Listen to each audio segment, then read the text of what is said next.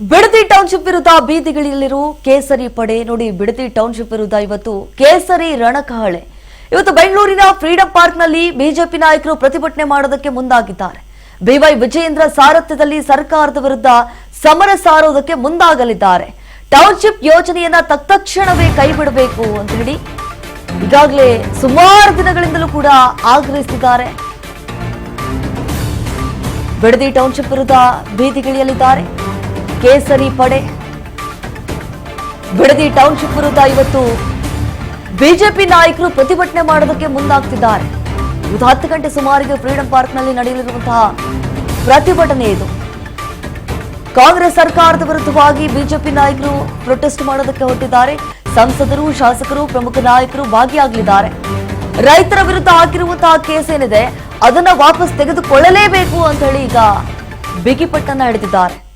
ನೋಡಿ, ಈ ಬಿಡದಿ ಟೌನ್ಶಿಪ್ ಯೋಜನೆ ಏನಿದೆ ಯಾವ ಸ್ವರೂಪವನ್ನು ಪಡೆದುಕೊಳ್ತಾ ಇದೆ ಅಂತ ಹೇಳಿ ಈಗಾಗಲೇ ಕಾಂಗ್ರೆಸ್ ನಾಯಕರು ಈ ಟೌನ್ಶಿಪ್ ಯೋಜನೆಯನ್ನ ಮಾಡೋದಕ್ಕೆ ಮುಂದಾಗಿದ್ದಾರಲ್ಲ, ಇದಕ್ಕೆ ಅಲ್ಲಿರುವಂತಹ ರೈತರೇ ವಿರೋಧವನ್ನು ವ್ಯಕ್ತಪಡಿಸಿದ್ದಾರೆ. ನಮ್ಮ ಫಲವತ್ತಾದಂತಹ ಭೂಮಿಯನ್ನ ನೀವು ಕಸಿದುಕೊಳ್ಳೋದಕ್ಕೆ ಮುಂದಾಗ್ತಿದ್ದೀರಲ್ಲ, ನಿಮಗೊಂದು ಚೂರು ಮಾನ ಮರ್ಯಾದೆ ಅನ್ನೋದು ಇದೆನಾ ಅಂತ ಹೇಳಿ ಉಗೀತಿದ್ದಾರೆ ಬಿಡದಿ ಟೌನ್ಶಿಪ್ ವಿರುದ್ಧ ಇವತ್ತು. ಹಾಗಾಗಿ ಕೇಸರಿ ನಾಯಕರೇನಿದ್ದಾರೆ ಪ್ರತಿಭಟನೆ ಮಾಡೋದಕ್ಕೆ ಮುಂದಾಗ್ತಿದ್ದಾರೆ. ಬಿಕಾಸ್ ಈಗ ಬಿಜೆಪಿ ನಾಯಕರು ರೈತರ ಬೆನ್ನೆಲುಬಾಗಿ ನಿಂತ್ಕೊಂಡಿದ್ದಾರೆ. ನಾವು ನಿಮ್ ಸಪೋರ್ಟ್ಗೆ ಇರ್ತೀವಿ, ಕಾಂಗ್ರೆಸ್ ನಾಯಕರು ಏನೇ ಮಾಡಿದ್ರು ಕೂಡ ನಾವು ಬಿಡಲ್ಲ ಅಂತ ಹೇಳಿ. ಹಾಗಾಗಿ ಈ ಒಂದು ಪ್ರತಿಭಟನೆಯಲ್ಲಿ ರೈತರು ಕೂಡ ಪಾಲ್ಗೊಳ್ಳುವಂತಹ ಸಾಧ್ಯತೆ ಹೆಚ್ಚಾಗಿದೆ. ಬೆಂಗಳೂರಿನ ಫ್ರೀಡಂ ಪಾರ್ಕ್ನಲ್ಲಿ ಬಿಜೆಪಿ ನಾಯಕರು ಇವತ್ತು ಪ್ರೊಟೆಸ್ಟ್ ಮಾಡಲಿದ್ದಾರೆ. ಬಿಜೆಪಿ ಹೋರಾಟಕ್ಕೆ ಯೋಜನೆ ವಿರೋಧಿ ರೈತರು ಸಾಥ್ ನೀಡಲಿದ್ದಾರೆ. ಪ್ರತಿಭಟನೆಯಲ್ಲಿ ಭಾಗಿಯಾಗಲಿದ್ದಾರೆ ಬಿಡದಿ ರೈತರು. ಬೈರಮಂಗಲದಿಂದ 3 ಬಸ್ಗಳಲ್ಲಿ ರೈತರು ಬರಲಿದ್ದಾರೆ ಎನ್ನುವಂತಹ ಮಾಹಿತಿ. ಬೆಳಗ್ಗೆ 10 ಗಂಟೆಗೆ ಪ್ರತಿಭಟನಾಕಾರರು ಹೊರಡಲಿದ್ದಾರೆ ಫ್ರೀಡಂ ಪಾರ್ಕ್ನತ್ತ. ಬೆಂಗಳೂರಿನ ಫ್ರೀಡಂ ಪಾರ್ಕ್ನಲ್ಲಿ ಇವತ್ತು ಬಿಜೆಪಿ ನಾಯಕರ ಧರಣಿ ಯಾವ ಸ್ವರೂಪವನ್ನು ಪಡೆದುಕೊಳ್ಳುತ್ತೆ? ಹಾಗಾದ್ರೆ ಈ ಒಂದು ಪ್ರತಿಭಟನೆಗೆ ಸರ್ಕಾರ ಮಣಿಯತ್ತಾ ಅಥವಾ ತಮ್ಮ ಕಾರ್ಯವನ್ನ ಮುಂದುವರಿಸುತ್ತಾ ಅನ್ನುವಂಥದ್ದು ಈಗ ಯಕ್ಷ ಪ್ರಶ್ನೆ ಆಗಿದೆ. ಎಷ್ಟರ ಮಟ್ಟಿಗೆ ಈ ಬಿಡದಿ ಬೂಕಿಚ್ಚು ಹೊತ್ಕೊಂಡಿದೆ ಅಂತಂದ್ರೆ ಇನ್ನೂವರೆಗೂ ಕೂಡ ನಿಲ್ಲಿಸ್ತಾ ಇಲ್ಲ. ಈಗ ಟೈಮ್ ಕೊಟ್ಟಿದ್ದಾರೆ, 2 ತಿಂಗಳುಗಳ ಕಾಲ ಟೈಮ್ ಕೊಟ್ಟಿದ್ದಾರೆ. ಅಷ್ಟರೊಳಗಾಗ್ಲಿ ರೈತರು ಒಂದು ಯೋಚನೆ ಮಾಡಬೇಕು. ಒಂದು ವೇಳೆ ಅವ್ರು ಏನಾದ್ರೂ ಸ್ವಇಚ್ಛೆಯಿಂದ ಭೂಮಿಯನ್ನ ಕೊಟ್ರೆ ನಾವು ತೆಗೆದುಕೊಳ್ಳೋದಕ್ಕೆ ಸಿದ್ಧ ಅಂತ ಹೇಳಿದ್ದಾರೆ ಸರ್ಕಾರ. ಸೊ ಹಾಗಾಗಿ ಕೆಲವೊಂದಿಷ್ಟು ರೈತರು ವಿರೋಧವನ್ನ ವ್ಯಕ್ತಪಡಿಸ್ತಾ ಇದ್ರಿ, ಇನ್ನೊಂದು ಕೆಲವೊಂದಿಷ್ಟು ರೈತರು ಆಯ್ತು ನಾವು ಕೊಡ್ತೀವಿ ಅಂತ ಹೇಳಿ ಕೂಡ ಒಪ್ಕೊಂಡಿದ್ದಾರೆ. ಆದ್ರೆ ಕೊಡೋದಕ್ಕೆ ಇಷ್ಟಾನೇ ಇಲ್ಲ ಅವ್ರಿಗೆ ಹೇಳಬೇಕು ಅಂತಂದ್ರೆ. ಒಟ್ನಲ್ಲಿ ಅಂತ ಭೂಮಿಯನ್ನ ಕೊಟ್ಟುಬಿಟ್ಟು ನಾವು ಊರು ಮಾರ್ಕೊಂಡು ಎಲ್ಲಿ ಹೋಗ್ಬೇಕು ಹೇಳಿ ಕೇಳಿ ನಮ್ಗೆ ಬೇರೆ ಕೆಲಸ ಗೊತ್ತಿಲ್ಲ, ಗೊತ್ತಿರೋದೇ ಕೃಷಿ ಕೆಲಸ. ಇವರು ಬೆಂಗಳೂರು ಕಳಿಸ್ಬಿಟ್ರೆ ನಾವು ಬೆಂಗಳೂರಿನಲ್ಲಿ ಏನ್ರಿ ಕೆಲಸ ಮಾಡಬೇಕು ಅನ್ನುವಂಥದ್ದು ರೈತರ ವಾದವಾಗಿತ್ತು ಇಷ್ಟೂ ದಿನಗಳ ಕಾಲ. ಇದಕ್ಕಾಗಿ ಎಷ್ಟರ ಮಟ್ಟಿಗೆ ಹೋರಾಟವನ್ನ ಮಾಡಿದ್ರು ಎಲ್ಲವೂ ಕೂಡ ಗೊತ್ತಿದೆ. ಅಧಿಕಾರಿಗಳು ಸರ್ವೆ ಮಾಡೋದಕ್ಕೆ ಹೋದಂತಹ ಸಂದರ್ಭದಲ್ಲಿ ಏನೆಲ್ಲ ಅನಾಹುತಗಳಾಯ್ತು, ಅಡೆತಡೆಗಳಾಯ್ತು, ಅದು ಕೂಡ ಗೊತ್ತಿದೆ.